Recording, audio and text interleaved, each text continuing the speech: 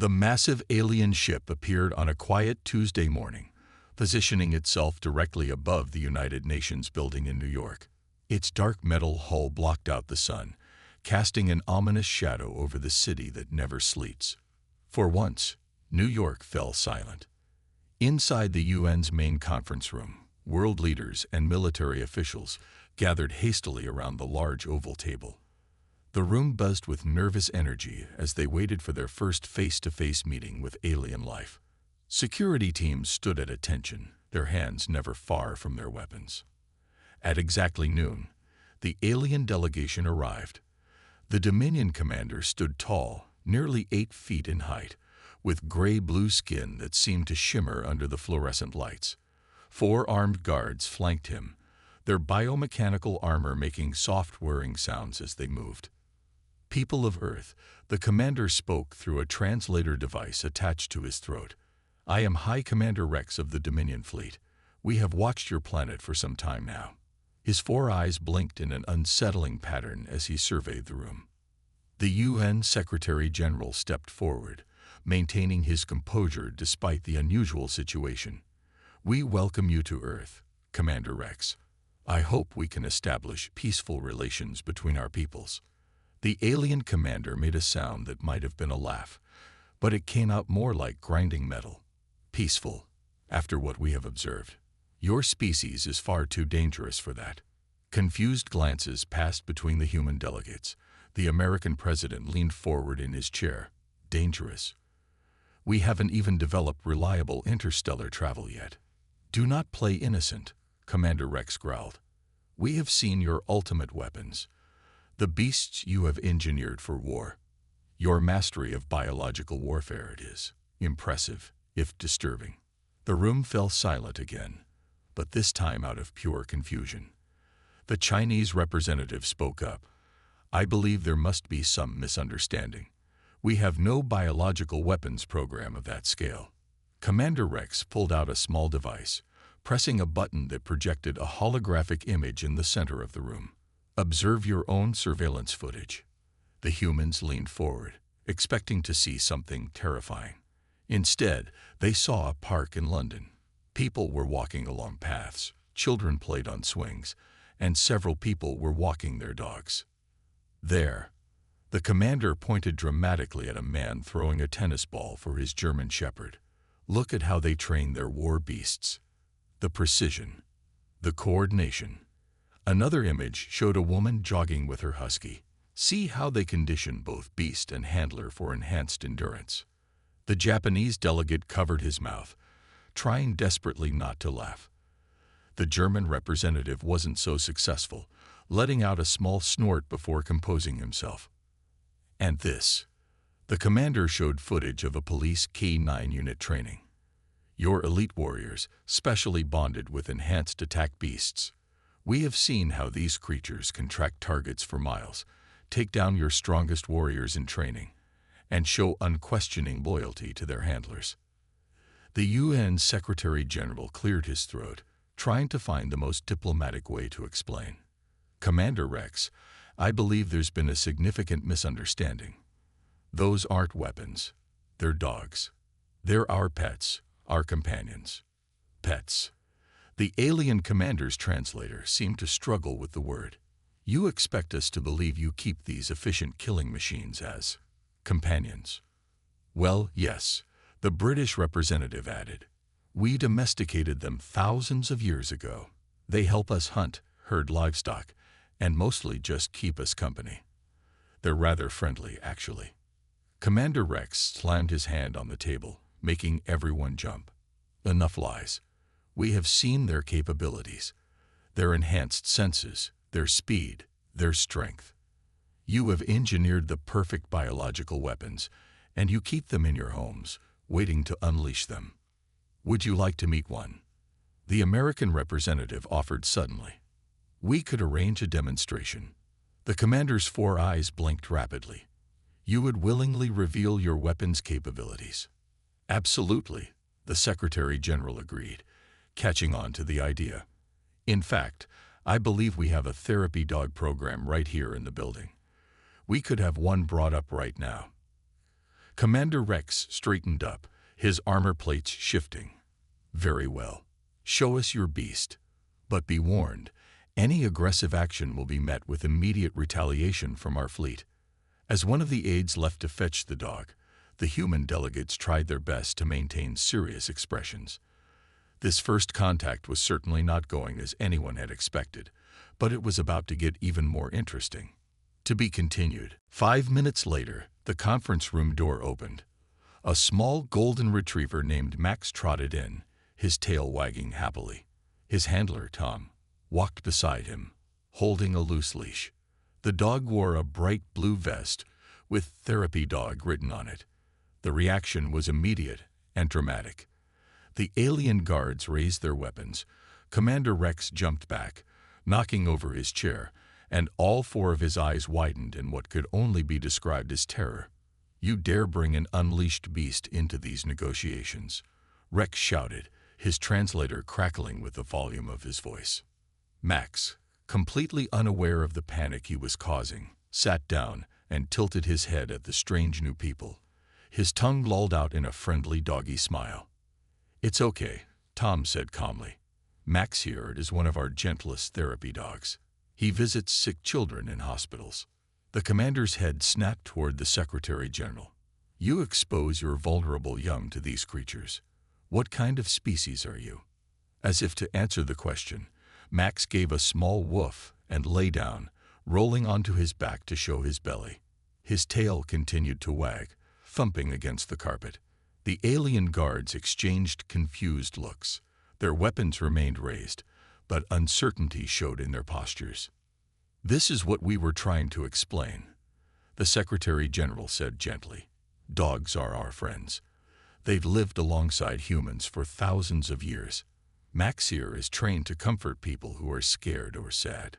Commander Rex studied the upside-down dog with all four eyes. "But our intelligence reports, we have footage of these creatures' capabilities." Tom pulled out some dog treats from his pocket. The simple action caused another wave of tension among the aliens. "Careful, he's accessing his control devices," one of the guards shouted. "They're just treats. Watch," Tom said, then turned to Max. "Max, can you sit?" Max, who was already sitting, stood up just so he could sit down again. The simple trick caused Commander Rex to flinch. "Now shake," Tom said, holding out his hand. Max lifted his paw and placed it in Tom's palm. Several of the human delegates had to cover their mouths to hide their smiles as the alien guards took a collective step backward. "Such precise control," Commander Rex muttered. "But where are the neural implants? The control chips?" "No implants," Tom explained, giving Max his treat. "Just positive reinforcement and lots of love. Dogs are naturally social animals. They want to make us happy." The commander's translator made a strange sound as it tried to process his confusion. "Love? You control these beasts with love. We don't control them," the American representative explained. "We form bonds with them. They're part of our families." Commander Rex slowly approached Max, who looked up at him with bright, friendly eyes. "Our scans showed their enhanced capabilities. The superior sense of smell, the enhanced hearing, the endurance. Oh, those are natural abilities," the British representative explained. "Dogs evolved those traits long before humans started domesticating wolves. We didn't engineer anything." "Wolves." The commander's voice rose again. "You mean to tell me you took apex predators and made them into this?" He gestured at Max, who was now happily accepting belly rubs from Tom. "Over many generations, yes," the Secretary General confirmed. "Through selective breeding and companionship, some dogs still work with our police or military, but most are simply pets. Companions who make our lives better." To everyone's surprise, Commander Rex slowly lowered himself to one knee, studying Max more closely. Max, seeing a potential new friend, rolled back onto his feet and cautiously approached the alien. "Commander, step back," one of the guards warned. But Rex held up a hand, silencing his guard. Max sniffed the commander's armor, then gave his hand a small lick. The alien leader jerked his hand back in surprise, but there was more curiosity than fear in his movement now. "You're saying," Rex spoke slowly, "that your species took dangerous predators, and through nothing but time and love, turned them into creatures that voluntarily comfort your sick and protect your young." "Yes," Tom smiled. "That's exactly what we did." Commander Rex stood up, his posture completely different now. He looked at the human delegates with what might have been respect. "Perhaps," he said quietly, "we have much more to learn about your species than we first thought." Commander Rex paced the conference room, occasionally glancing at Max, who had fallen asleep under Tom's chair. The alien leader pulled out his holographic projector again, but this time his tone was more curious than accusatory. "We must understand," he said, projecting new images into the air. "We have been studying your planet for 6 months. Everything we saw suggested a highly advanced biological warfare program. The first image showed a pet store. Look at these containment facilities. Hundreds of war beasts, each carefully sorted by breed and capability." The Secretary General rubbed his forehead. "That's a pet shop, Commander. People go there to adopt puppies and buy pet supplies." "Puppies?" Rex's translator crackled with confusion. Tom pulled out his phone, showing the alien commander some pictures of his own puppy at home. "Baby dogs. Like this." The entire alien delegation crowded around to look at the pictures of a small, clumsy golden retriever puppy trying to catch its own tail.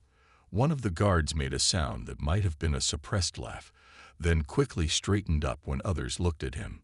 But, Commander Rex flipped to another image, showing a dog agility course. "What about these high-level training facilities? The obstacle courses? The precision jumping?" "That's a dog show," the German representative explained. "It's a sport. People and their dogs compete for fun. Many dogs enjoy the challenge and exercise." The commander switched to footage of a dog swimming in a pool. "This aquatic combat training. That's my neighbor's Labrador," the American representative chuckled. "Labs love swimming. It's just for fun." "Fun." Rex spoke the word like it was completely foreign. "You train war beasts. For fun." Max chose this moment to wake up, stretch, and walk over to the commander again. This time, Rex didn't back away. The dog sat next to the alien leader and placed his head on Rex's knee, looking up with soft brown eyes. "Why is it doing this?" Rex asked, his voice unusually quiet. "He wants attention," Tom explained. "Dogs are very social and emotional creatures. They can tell when someone is confused or stressed. Max is trained to offer comfort." Almost unconsciously, Rex placed his hand on Max's head. The dog's tail immediately began to wag. "In all our studies of your species," Rex said, still petting Max, "this is what confused us most. Every advanced civilization we've encountered treats other species as resources to be used. But humans," he gestured at the holographic images floating around them, "you share your homes with them. Your food. Your lives." The Chinese representative nodded. "Dogs have been part of human civilization for over 15,000 years. They helped us hunt, protected our homes, herded our livestock. Over time, they became more than just helpful animals. They became family." Rex switched to one final image. A small girl reading a book to a patient German shepherd. "We thought this was some form of psychological conditioning. Training your young to control the beasts from an early age." "That's just a child reading to her friend," Tom smiled. "Dogs are excellent listeners. They never judge, never criticize. They just offer love and companionship." The commander's 4 eyes blinked rapidly as he processed this.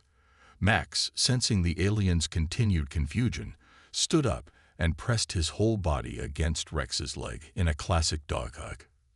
"Commander," one of the guards spoke up hesitantly, "the latest scans show similar creatures in 40% of human dwellings. Different breeds, different sizes, but all living freely among them." "Yes," Rex said slowly, "but not as weapons or tools. As family. He looked around the room at the human delegates. We came here expecting to find a warlike species that had mastered biological engineering. Instead, we found something much more interesting. A species that formed a genuine partnership with another through patience and kindness. The Secretary General smiled. Perhaps this could be the beginning of another partnership, one between our species. Commander Rex looked down at Max, who was now fully leaning against him, tail wagging contentedly. Perhaps. But first, I have many more questions about these dogs. Starting with, what is this strange thumping movement at their rear end? Word had spread quickly through the UN building about the aliens' unusual misunderstanding. To help the Dominion better understand Earth's canine companions, the Secretary General arranged for a special demonstration in the building's courtyard. Commander Rex stood nervously at the center of the gathering, his guards forming a protective circle around him. Max the therapy dog sat faithfully by his side, having refused to leave the alien commander since their first meeting. We've arranged for you to meet different types of dogs, the Secretary General explained. Each one shows a different aspect of how dogs help and live with humans. The first to enter the courtyard was a retired police officer with his German Shepherd bear. The aliens tensed immediately. "Ah, yes," Rex said. "The elite combat unit we observed." The officer smiled. "Bear here helped me patrol the streets for 8 years. But watch this." He turned to his dog. Bear, gentle. The powerful-looking German Shepherd immediately softened his stance and walked calmly to a group of children who had gathered to watch. He lay down, letting them pet him while his tail wagged happily. "Your warrior beast," one of the guards said in confusion. "It's letting the young ones touch it." "Dogs can understand different situations," the officer explained.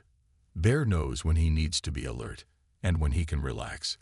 He's retired now, mostly just plays with my grandkids." Next came a woman in a bright orange vest with a black Labrador wearing special harness. "This is Scout," she said. "He's a search and rescue dog." The aliens were right about one thing. Dogs do have amazing senses. Scout uses his nose to find lost people in disasters. To demonstrate, Scout's handler hid a small item belonging to one of the delegates behind a bush. Within seconds, Scout found it, wagging his tail proudly as he returned it. "Remarkable tracking capabilities," Rex muttered, making notes on his device. "But no aggression." "None," the handler confirmed. Scout gets excited when he finds someone because he knows he'll get his favorite ball as a reward. A small elderly woman approached next, accompanied by a tiny Yorkshire Terrier that could fit in her hands. The alien guards actually laughed. "That cannot be the same species as these others. It's barely larger than a food portion." "This is Tiny," the woman said proudly. "He's my companion. Alerts me when someone's at the door, keeps me company, and makes sure I take my daily walks." Commander Rex crouched down to study the tiny dog, who boldly walked up to him and sniffed his armor. "You're saying this miniature version provides the same companionship as the larger models?" "Dogs come in all sizes," Tom explained. "Humans have bred them for different purposes over thousands of years. Some for work, some for companionship, but they're all dogs." The demonstration continued with more examples.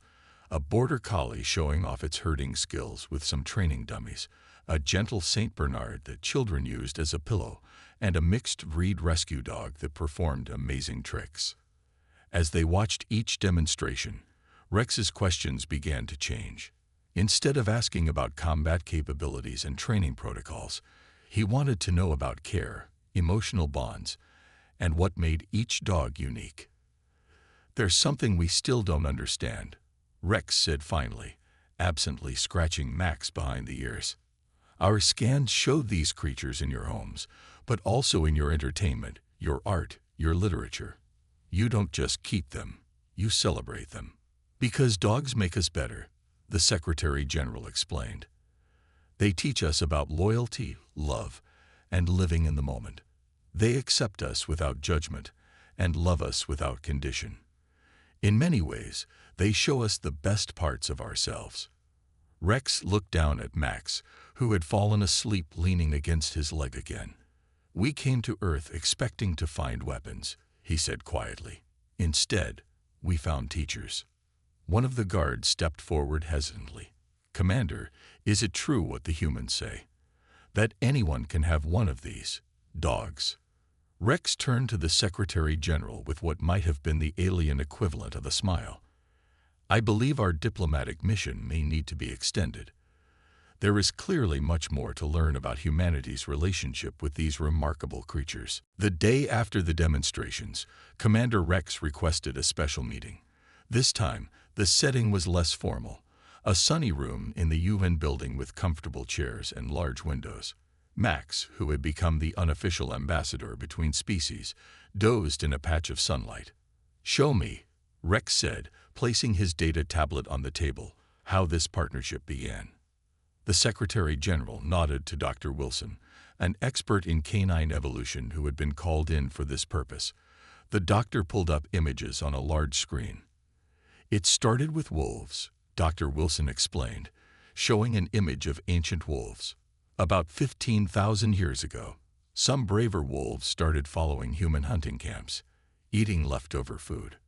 Rex studied the fierce-looking wolves. These creatures chose to approach humans. Weren't they dangerous?" "Very," Dr. Wilson smiled. "But over time, the friendlier wolves got more food. They stayed closer to humans. Their puppies played near human children. Generation after generation, they changed, not through technology, but through friendship." The doctor showed more images, tracking the gradual changes from wolf to early dog. The alien guards, who had relaxed enough to sit down, leaned forward with interest. "But why?" one guard asked. "Why didn't humans just kill them for food or fur?" Tom, who had stayed as Max's handler, spoke up. "Because humans are pack animals too, in our own way. We understand loyalty, family, working together. In wolves, we found creatures that shared these values." Commander Rex walked over to where Max was sleeping and sat on the floor beside him. The dog opened one eye, thumped his tail a few times, and went back to sleep. "Yesterday," Rex said, "we saw many different types of these dogs. How did one animal become so varied?" Dr. Wilson showed pictures of different dog breeds. "Once dogs became part of human society, we started breeding them for different jobs. Some helped us hunt, some protected our homes, some herded our animals. Over thousands of years, this created different breeds. Like this one." Rex gestured to Max. "What was its original purpose?" "Golden retrievers were bred to help hunters retrieve birds from water," Tom explained. "They're gentle with their mouths and love to swim. But like most dogs today, Max's job is simply being a friend."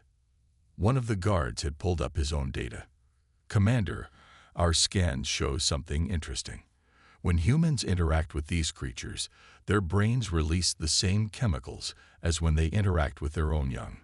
Because that's how we see them," the Secretary General explained. "As family. Not pets, not tools, but members of our families." Rex's translator made the grinding sound again. "Family. You consider another species as family." "Watch this," Tom said. He pulled out his phone and played a video of his daughter when she was sick last winter. In the video, Max lay next to the little girl on the couch, not moving for hours, just keeping her company. The aliens watched in silence. When she finally felt better, Tom continued, Max wouldn't leave her side for days. No one trained him to do that. He did it because he cared. Commander Rex stood up and walked to the window, looking out at the city below. "We came here believing we had found a warlike species that had engineered the perfect biological weapon. Instead, we found something far more impressive, a species that turned predators into protectors through patience and kindness." He turned back to the room. "Do you realize how extraordinary this is? In all our explorations, we've never found another species that forms such bonds with other creatures. Most civilizations conquer. Humans collaborate." Max chose this moment to wake up. He walked over to Rex and nudged the alien's hand with his nose. "He wants you to pet him," Tom explained. As Rex gently patted Max's head, the dog leaned against him with complete trust. The alien commander looked around the room with all four eyes. "I need to contact our High Council," he announced. "They need to understand what we've discovered here. This isn't just about dogs. It's about humanity's capacity for turning potential enemies into family. That's a power far greater than any weapon." A week after Commander Rex's message to the High Council, the Dominion's diplomatic ship arrived. Unlike their initial warships, this vessel was smaller and decorated with symbols of peace. But the real surprise came when the High Council members emerged. They had specifically requested to meet in Central Park rather than the UN building. "Your message intrigued us, Commander Rex," the head counselor said, her silvery skin reflecting the morning sunlight. "You claim these creatures have changed your understanding of humanity." Rex nodded, then gestured to where several dog owners were walking their pets nearby. "Counselor, what do you see there?"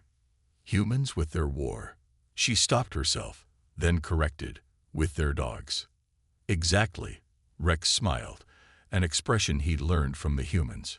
"Watch what happens now." He had arranged for a puppy training class to take place nearby. 20 puppies of different breeds, all learning basic commands with their owners. The sight of clumsy puppies trying to sit, rolling over instead, and getting distracted by butterflies made even the stern-faced council members lean forward with interest. "They're so inefficient," one counselor noted, watching a Bernese Mountain Dog puppy chase its own tail. "That's the beauty of it," Rex explained. "Humans don't demand perfection. They find joy in the process, in the relationship itself." To demonstrate his point, he led the council to a designated area where Tom had arranged a special demonstration. This time, it wasn't about showing the dog's abilities. It was about showing the bond between humans and dogs. A small girl with a prosthetic leg walked forward with her service dog, a gentle Labrador who helped her balance. An elderly man came with his companion dog who reminded him to take his medicine. A veteran demonstrated how his dog helped him cope with anxiety. The High Council watched in silence as each person told their story. The dogs, sensing the aliens' uncertainty, remained calm and friendly, occasionally approaching to offer a gentle sniff or a wagging tail. "But how do they choose?" the head counselor asked, watching a therapy dog team visit with some children. "How do humans know which dog will suit them?" "They don't always," Rex admitted. "Sometimes it's the dog that chooses them." As if on cue, a small corgi puppy that had escaped from the training class waddled over to the head counselor. Before anyone could stop it, the puppy sat at her feet and looked up with big brown eyes. The entire diplomatic team held their breath. The head counselor, known for her strict adherence to protocol, slowly knelt down. The puppy immediately rolled over, showing its belly. What does this gesture mean?" she asked softly. "It means the puppy trusts you," Tom explained. "It's showing you it feels safe." The head counselor gently touched the puppy's belly, and her face changed completely when the puppy's tail started wagging frantically with joy. "Remarkable," she whispered. "Such unconditional acceptance." Over the next few hours, the council members met more dogs, each encounter breaking down more of their preconceptions. They watched search and rescue demonstrations, saw dogs playing fetch, and observed the simple, peaceful interactions between humans and their canine companions. Commander Rex, the head counselor, announced finally, the corgi puppy now sleeping in her lap. "Your reports were accurate. This is indeed a significant discovery." She looked around the park, watching humans and dogs enjoying the sunny day together. A species that can turn wolves into friends through patience and kindness. Perhaps they can teach us a better way of exploring the galaxy. Rex nodded. "I have a proposal, Counselor.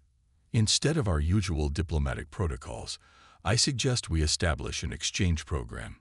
Let some of our people live among humans, learn from them, and maybe find companions of our own."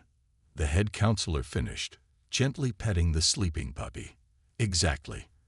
After all, Rex smiled, watching Max demonstrate a high five to some fascinated alien guards.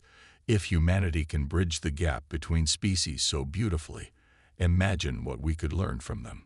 The head counselor stood up, carefully holding the corgi puppy. I believe, she said with unusual warmth in her voice, this marks the beginning of a very different kind of diplomatic relationship. 6 months after the first contact, the scene at New York's largest dog park had changed significantly.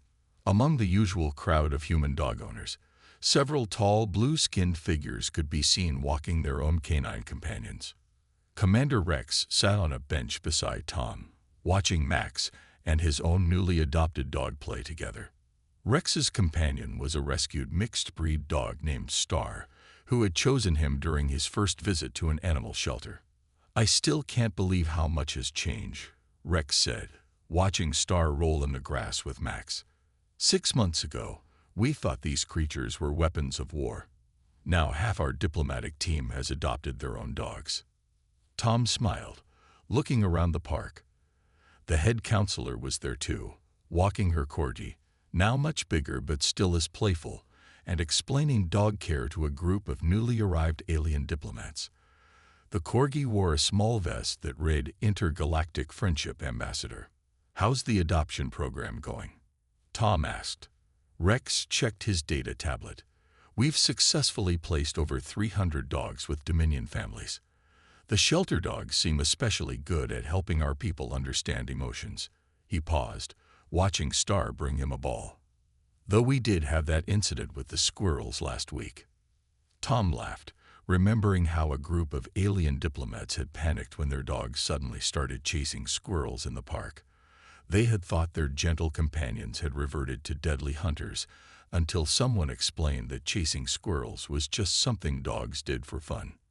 Your latest report to the High Council was interesting, Tom mentioned, especially the part about reduced stress levels among Dominion crews with dog companions. Yes, Rex nodded. Our medical teams are fascinated. Something as simple as petting a dog can lower our blood pressure, just like it does for humans. We're even starting to see changes in how our people interact with each other. More patience, more understanding. A small alien child ran past them, laughing as she was chased by a playful golden retriever puppy. Her parents watched nearby, their expressions showing the same mix of joy and worry that human parents had when watching their children play. The younger generation is adapting even faster, Rex observed. They don't see dogs as former weapons or even as Earth creatures. They just see friends. Suddenly, their conversation was interrupted by an urgent message on Rex's communicator. A new alien species had arrived in Earth's orbit, the Zentari, known for their serious and formal nature. They're requesting information about Earth's biological warfare program. Rex read, his 4 eyes widening. They say they've observed deadly creatures living among humans. Tom groaned. Not this again. Actually, Rex said, a mischievous look crossing his face. Perhaps we should let them draw their own conclusions for a while. After all, that's how we learned our most important lesson about humanity. Just then, the Zentari's first message played through Rex's communicator. We demand to know how humans have engineered these creatures to be so deadly yet obedient. Our scans show them sleeping in human beds, eating from human hands, even wearing human clothing. Rex and Tom watched as Star and Max rolled around in the grass together. Then both dogs ran over to give them sloppy, happy kisses. Should we tell them? Tom asked, wiping dog slobber from his face. Eventually, Rex smiled, throwing the ball for both dogs to chase. But first, let them discover what we discovered. That humanity's greatest strength isn't in weapons or technology, but in their capacity to turn strangers into family, enemies into friends, and wolves into dogs. As they sat there watching dogs and their companions, both human and alien, enjoy the sunny day together, another urgent message came through. Warning! Humans appear to be training smaller versions of these creatures. Some are so small they can be carried in bags. Clearly, these must be stealth units. Rex looked at Tom, and they both burst out laughing. Somewhere in the park, The head counselor's corgi was teaching a group of alien diplomats how to play dead, while their newly adopted puppies watched and tried to copy the trick. "You know," Rex said, scratching Star behind the ears, "maybe we should show them the cats next." Tom nearly choked on his coffee. "Let's wait on that one. The galaxy might not be ready for cats just yet." The end.